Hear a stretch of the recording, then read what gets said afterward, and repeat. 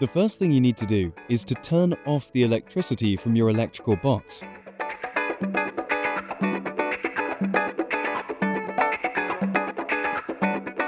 Make sure it is impossible to switch on your heater by pushing the control panel button.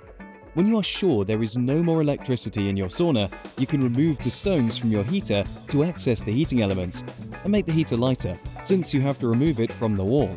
Take your new heat diverter and remove the protective film. Start with unscrewing the security screw. Gently lift the heater a bit and pull it towards you. Now detach the heat diverter from the heater.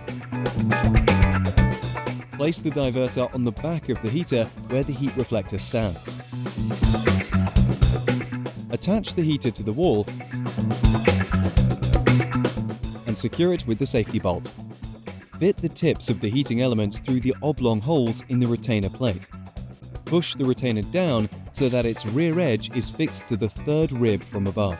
Push the first edge of the retainer down until it rests firmly on the horizontal supports inside the heater. You are ready to enjoy your sauna.